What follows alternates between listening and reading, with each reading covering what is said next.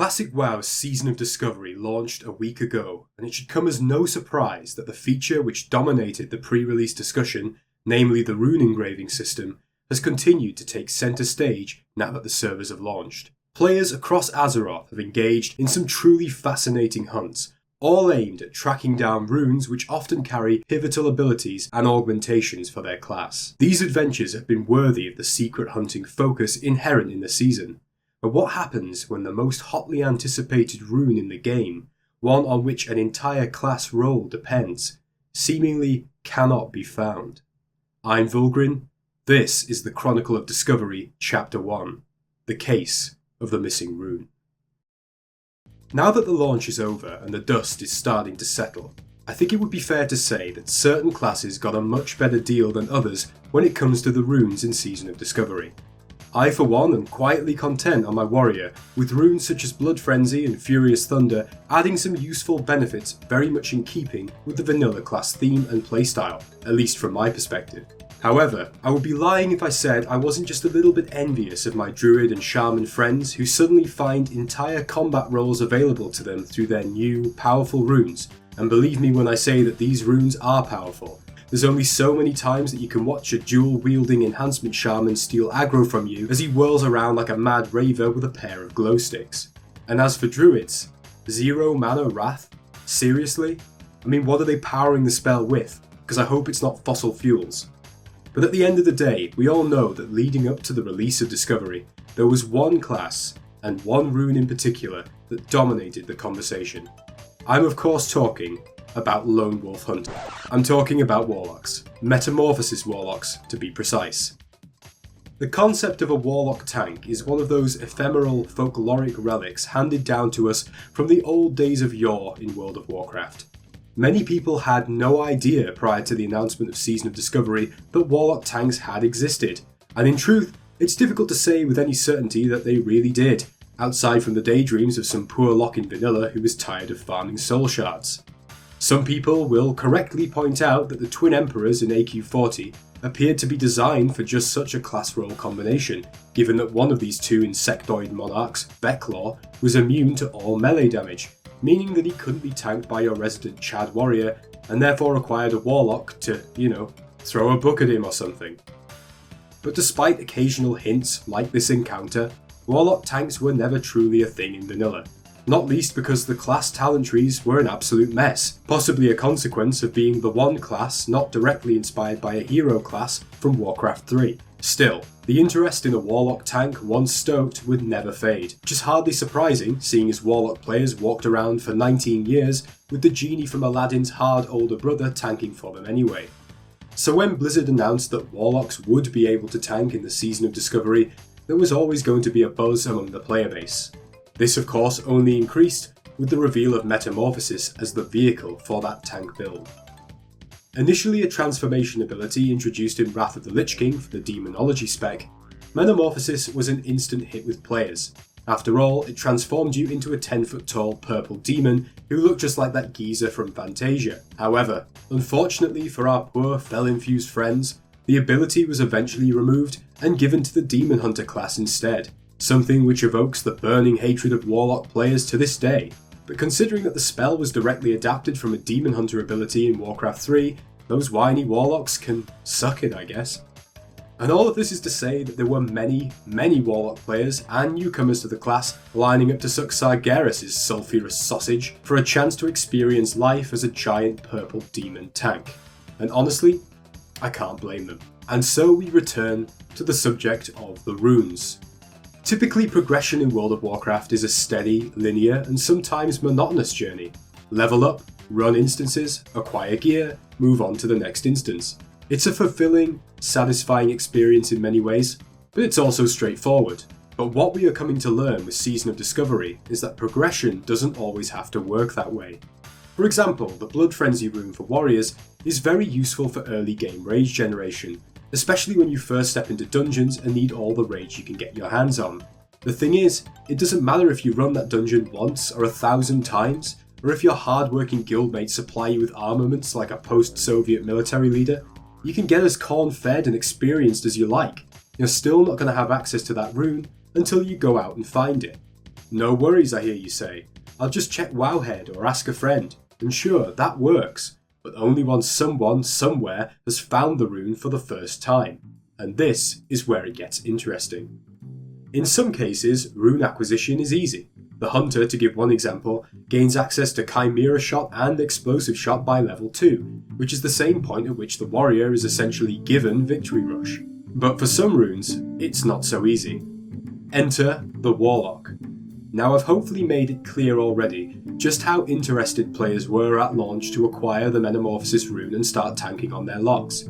What none of us knew, however, was just how long the search for this rune would go on for, and that it wouldn't be found until after the BFD raid, the official endgame of this phase of the season, had already been cleared.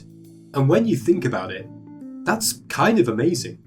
There were hordes of players who had specifically chosen to play a Warlock just so that they could acquire this rune and tank, but they couldn't. And this wasn't because they needed to get good or level to a certain point, or even clear a particular instance.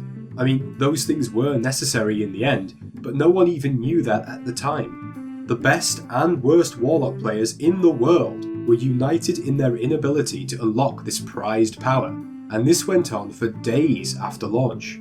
At one point, the situation became so bizarre that I was being directed to forum posts from my phone's newsfeed, in which players were accusing Blizzard of, quote, false advertising by promising the Metamorphosis Warlock, yet evidently not adding it to the game. It would be 3 days after launch before anyone, anywhere, would figure out the secret. Now, don't worry, I'm not a spoy boy, and the last thing I would want to do is ruin the adventure for your Warlocks out there in search of unholy greatness.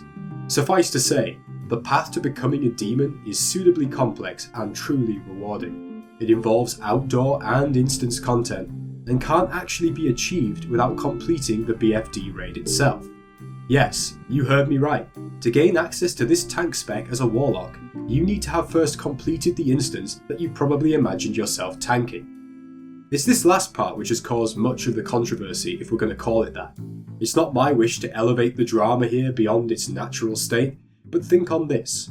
Josh Greenfield, one of the lead devs on the Season of Discovery project, felt the need to make a comment on the situation and actually issue a form of apology for the way the meta rune was acquired.